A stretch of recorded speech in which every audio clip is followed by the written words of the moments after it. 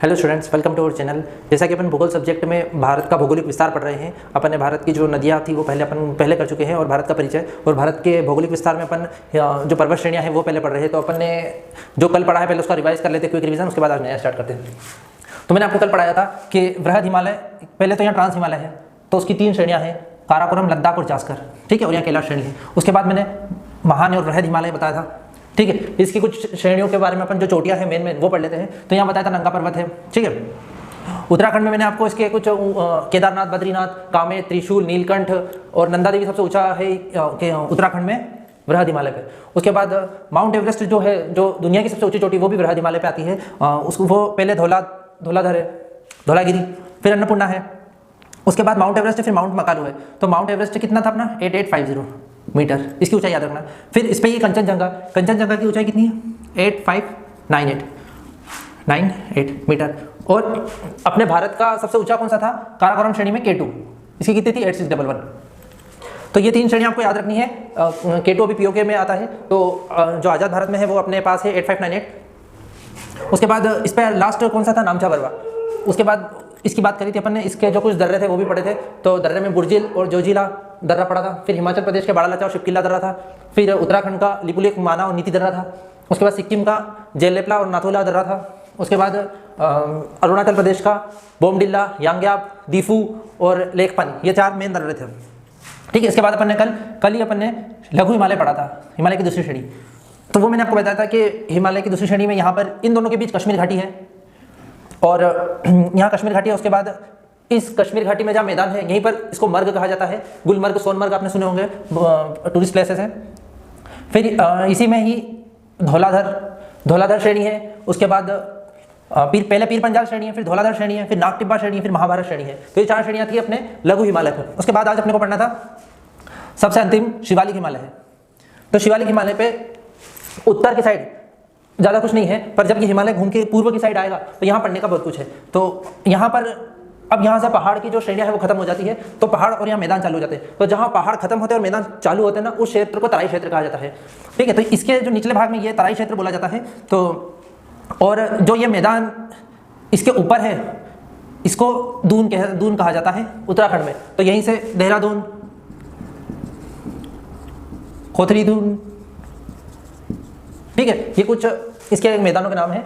और इसके जो तराई क्षेत्र हो जाता है। फिर इसके बाद जब पूर्व में अपन आते हैं तो पूर्व में जो हिमालय की श्रेणी है वो थोड़ा कट छटके है, मतलब थोड़े टुकड़े यहाँ पर है, फिर यहाँ पर है, फिर यहाँ पर है, फिर यहाँ पर है, उसके बाद 1 2 3 यहाँ पर है, एक यहाँ पर है, इस तरह से है। तो इसके भी इसका ये भी एक मतलब ये भी पूछा जाता है एग्जाम में। और किस तरह से पूछा जाता है, बिल्कुल सीरियल वाइज, मतलब पहले कौन सी है उसके बाद कौन सी है, इस तरह से पूछा जाता है कि पश्चिम में सबसे पश्चिम में कौन सी है, पश्चिम से पूर्व में उसको आप जमाइए। तो अपन इसका एक सीक्वेंस पढ़ लेते हैं। तो सबसे पहले है, मैं इसको रफ कर देता हूँ पुराना सारा, तो आपको थोड़ा यहीं पर लिख देता हूँ। मैं आपको पढ़ा देता हूँ कि पश्चिम से पूर्व की ओर चलते हुए इन पहाड़ियों के नाम क्या क्या है। तो सबसे पहली है डाफला, फिर है मीरी, डाफला, मीरी, फिर है अबोर, फिर है मिश्मी। कौन कौन से हुए, डाफला, मीरी, अबोर, मिश्मी। इसके बाद पटकाई बूम, ये बहुत इंपॉर्टेंट है, एग्जामिनर ये पूछ लेता है भारत और म्यांमार के बीच कौन सी पहाड़ियां है, तो पटकाई बूम कही जाएगी। उसके बाद फिर ये सब अरुणाचल प्रदेश की है।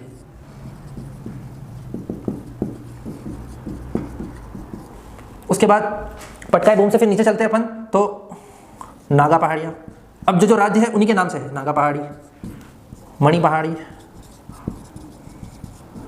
मिजो पहाड़ी, मिजो या लुसाई पहाड़ियाँ,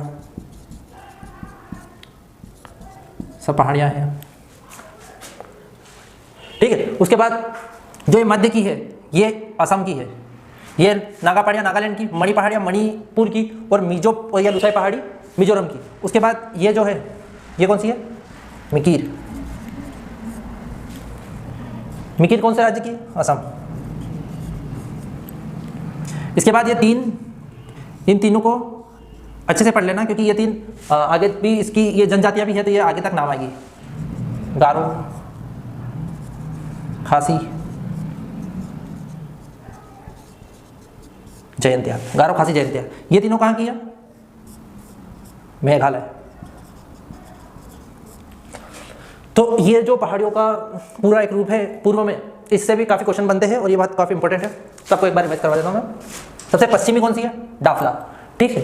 फिर अपन पश्चिम से इस साइड चलेंगे तो कौन सी है? मीरी, फिर उसके बाद अबोर, फिर मिशमी, फिर पटकाई बूम, ठीक है। फिर नागा पहाड़ी, मणि पहाड़ी, मिजो पहाड़ी, मिजो को ही लुसाई पहाड़ी बोलते हैं, फिर मिकिर पहाड़ी असम की, फिर गारो खासी जयंती मेघालय की पहाड़ी। तो ये अपनी पूर्व की पहाड़ियाँ भी हो गई और ये अपना इससे रिलेटेड जो था पूरा हिमालय से, ट्रांस हिमालय, काराकोरम लद्दाख जैसा, और महा हिमालय, लघु हिमालय, शिवालिक हिमालय, तो इनसे जितने भी इंपॉर्टेंट पॉइंट्स है वो अपन ने सारे पढ़ लिए। अब अपन पश्चिमी घाट और पूर्वी घाट पे आ जाते हैं।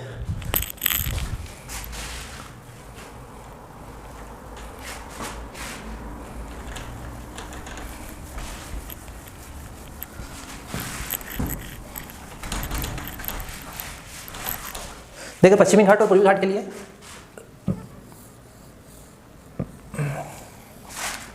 अपने को दक्षिण भारत की ज़्यादा ज़रूरत है, ठीक है। ये आप समझ जाएंगे, कि ये अपना ऊपर का भाग है, उत्तरी भाग, ये अपने को अभी यूज़ नहीं है ऊपर का, अपने को मेन पश्चिमी भाग से करना। तो अब पश्चिमी घाट पर पढ़ते हैं। तो ये जो पश्चिमी घाट है गुजरात से चालू होके केरल तक जा रहा है, ठीक है। इधर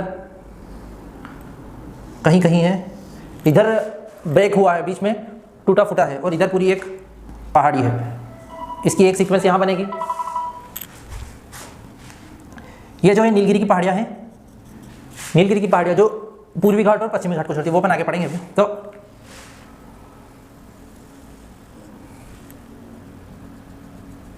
ये अच्छा थोड़ा बड़ा टॉपिक है, इसलिए इसको अच्छे से अपन करते हैं, ठीक है। ये पूरा पश्चिमी घाट है, पश्चिमी घाट, या इसको क्या कहते हैं? या सह्याद्री, ठीक है। और ये पूर्वी साइड है तो ये पूर्वी घाट हो गया, ये भारत का पश्चिमी साइड है तो ये पश्चिमी हो गया। अब ये तीनों पूर्वी घाट में आएंगे, ठीक है। अब ये सह्याद्री भी दो तरह से, उत्तरी सह्याद्री, दक्षिणी सह्याद्री। तो एक इंपॉर्टेंट इसमें अक्षांशीय रेखा है, कौन से, कितने डिग्री की है वो? 16 डिग्री है,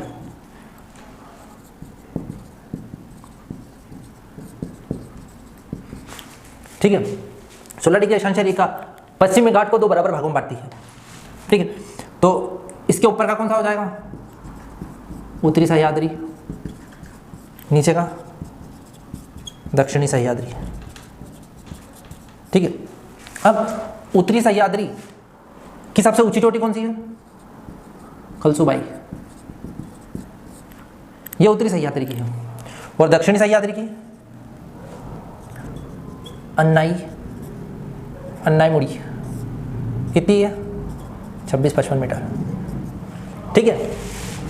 अब ये कलसुबाई जो है ये उत्तरी सह्याद्री की, इसकी लंबाई याद करने की जरूरत नहीं, इतना नहीं पूछा जाएगा। उत्तरी सह्याद्री की सबसे ऊंची चोटी कलसुबाई, दक्षिणी सह्याद्री की सबसे ऊंची चोटी 26-55 मीटर की अन्नाई मुड़ी, और पूरे पश्चिमी घाट की भी यही है, ठीक है। अब अन्नाई मुड़ी तो एक पहाड़ी, एक चोटी है, तो ये किस उस पे है, कौन सी श्रेणी में है? तो अन्नामलाई श्रेणी पे है। अन्नामलाई पर्वत श्रेणी पे अन्नाई मुड़ी एक चोटी है जो पश्चिमी घाट की सबसे ऊंची चोटी है, ये आपको याद रखना है, इतना आप इसको लिख लीजिए। इस पे अपने देखा था ये पश्चिमी उत्तरी सह्याद्री है और ये दक्षिणी सह्याद्री है। तो जब इसको 16 डिग्री अक्षांश से दो बराबर भागों में बांटेगी तो इसमें ऊपर कौन सी जगह है जहाँ से गोदावरी नदी निकलती है? तो त्रयंबकेश्वर भी इसी में है। उसके बाद फिर महाबलेश्वर जहाँ से कृष्णा नदी निकलती है, ठीक है, वो भी इसी में है, पश्चिमी घाट में ही है।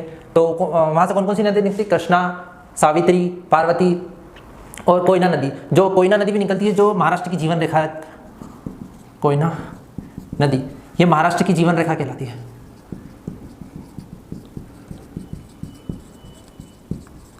ठीक है।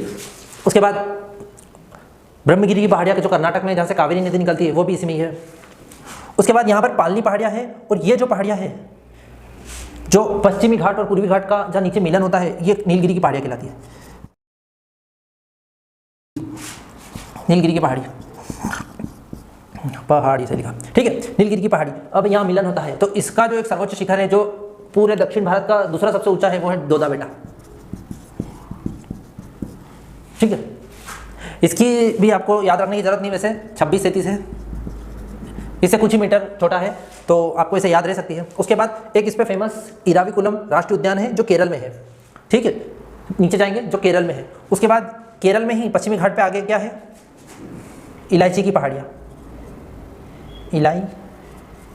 एक मिनट, इलायची की पहाड़ी, इंग्लिश में क्या बोलेंगे, कार्डमम हिल्स।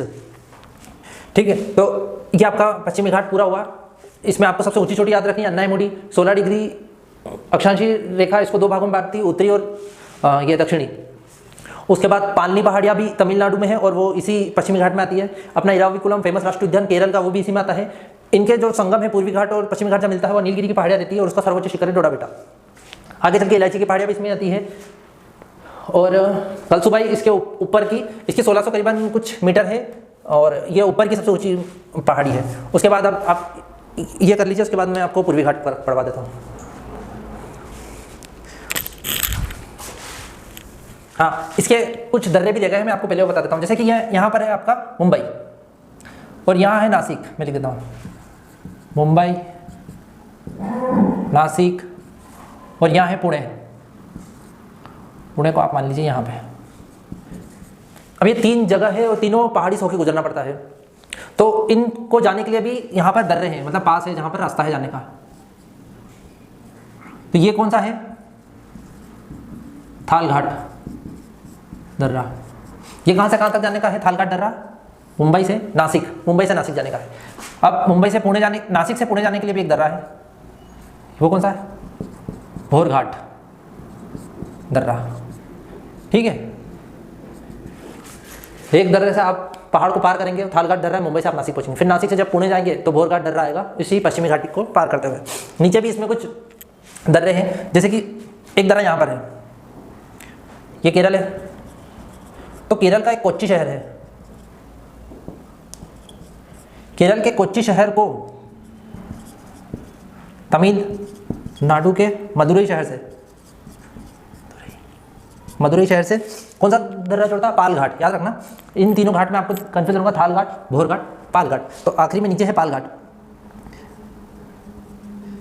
कौन सा ये, पाल घाट दर्रा, पाल घाट दर्रा केरल से तमिलनाडु को जोड़ेगा, पर उनके शहर याद रखना, कोच्चि से मदुरई। अब केरल का एक और शहर है तिरुवनंतपुरम। ठीक है, तो तिरुवनंतपुरम को अपने तमिलनाडु के,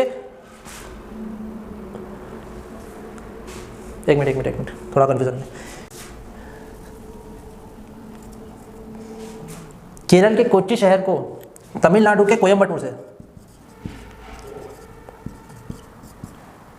केरल के कोच्चि शहर को तमिलनाडु के कोयम्बटूर से, दोनों क वाले शहर कौन जोड़ेगा, पाल घाट दर्रा।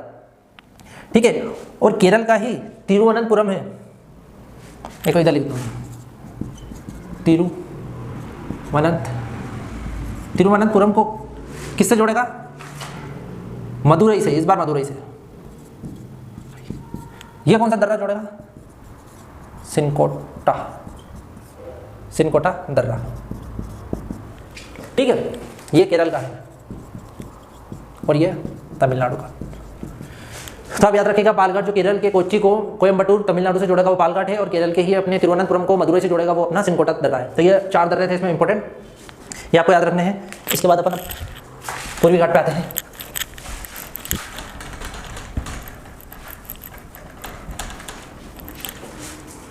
अब अपन पूर्वी घाट की बात कर रहे हैं, तो पूर्वी घाट कहीं कहीं से ब्रेक हुआ है, मतलब कहीं कहीं से टूटा हुआ है, कहीं कहीं से इसमें डिसकंटिन्यू है ये। तो ऐसा क्यों है, देखिए आप सब जानते हैं कि ये जो टुकड़ा है ये प्रायद्वीप भारत का टुकड़ा है, ये ऐसा कैसा अलग होकर आया है अपने अफ्रीका महाद्वीप से। तो ये जो टुकड़ा है ये वहाँ से किसी भी भौगोलिक गतिविधि के कारण अलग हुआ है। तो जब ये अलग हुआ है ना, तो ये वाला हिस्सा जो है ये एकदम इसका घाटी नुमा है। ये हिस्सा, ये पश्चिमी घाट का इतना ऊपर है, जैसा मैंने आपको बताया कि पश्चिमी घाट जो है ये वाला ऊंचा है, पूर्वी घाट नीचा है, ढलान इस साइड है, इस तरह से। तो इधर भी कुछ पहाड़ियाँ थी तो उनको नदियों ने काट दिया है। जैसे गोदावरी नदी निकली थी, उसने अपना रास्ता बना लिया, मुहाना बनाया वहाँ तक जाने के लिए, तो उसने पहाड़ काटे। फिर कृष्णा ने काटे, कावेरी ने काटे, पेन्नार ने काटे, और इधर की जितनी 2-3 नदियाँ उन्होंने सबने काटे। तो ये इसलिए कहीं कहीं से कट छट गया है। अब इसकी जो प्रमुख चोटियाँ है पूर्वी घाट की वो पढ़ लेते हैं। देखिए महेंद्रगिरी एक इसकी प्रमुख चोटी है। ये कहाँ पर है? विशाखापट्टनम, विशाखापट्टनम, ठीक है। उसके बाद आंध्र प्रदेश की जो है ये यहाँ से यहाँ तक, यहाँ 3 बड़ी पहाड़ियाँ हैं। कौन सी? नल्लामलाई, वेणुकोंडा, पालकोंडा, याद रखना आप, ठीक है। नल्लामलाई, वेणुकोंडा, पालकोंडा। इसमें आपको बहुत कन्फ्यूजन होगा, इसलिए इसका रिवाइज करते रहना, मैं भी करवाता रहूँगा आपको। उसके बाद तमिलनाडु की कौन सी है? जवादी, शेवारय और पंचमलाई। कौन कौन सी? जवादी, शेवारय, पंचमलाई। हाँ, पूर्वी घाट का सबसे ऊंची चोटी कौन सी? जिंदागढ़ा, गढ़ा कितनी है? 1690 मीटर। इसका लिख लेना, पूर्वी घाट की सबसे ऊंची चोटी क्या है? जिंदागढ़ा, जिंदागढ़ा, ठीक है। 1690 मीटर है। तो ये अपनी पहाड़ियाँ पश्चिमी और पूर्वी घाट की भी कंप्लीट हुई। आपको पूरा पता चली गया है कि यहाँ से कौन कौन सी नदी निकली है। त्र्यंबकेश्वर, महाबलेश्वर और ब्रह्मगिरी की पहाड़ी से 3 प्रमुख नदियाँ निकल रही है। उसके बाद फिर इसका ढलान इस साइड है, इसलिए ये कटा हुआ है कहीं कहीं से। और यहाँ पर नीलगिरी की पहाड़ियाँ जो है वो मिलाती है किसको? पूर्वी घाट और पश्चिमी घाट को। यहाँ पर सबसे एंड में कौन सी है? इलायची की पहाड़ियाँ हैं। और ये दर्रे हैं, कौन कौन से? ये पालघाट का दर्रा है जो कोच्चि केरल को किससे जोड़ता है? कोयम्बटूर से। और एक और दर्रा है वो कौन सा है? सिनकोटा, जो मदुरै शहर को जोड़ता है तमिलनाडु के केरल के तिरुवनंतपुरम से। फिर इधर थाल घाट है, सबसे पहला मुंबई से नासिक जाओ, फिर नासिक से पुणे जाओ तो भोर घाट से जाओ। तो ये अपने पश्चिमी घाट, पूर्वी घाट भी कंप्लीट हो गया, हिमालय पूरा कंप्लीट हो गया अपन ने। अब इम्पोर्टेंट इसकी सारी पर्वत श्रेणियाँ कंप्लीट हो गई, ठीक है। तो अब अपन कल इसका रिवाइज करेंगे और फिर नेक्स्ट टॉपिक उठाएंगे। तो thank you so much students. अगर आपको ये वीडियो इन्फॉर्मेटिव लगा हो और यूज़फुल लगा हो तो लाइक, शेयर और सब्सक्राइब कीजिएगा। Thank you so much.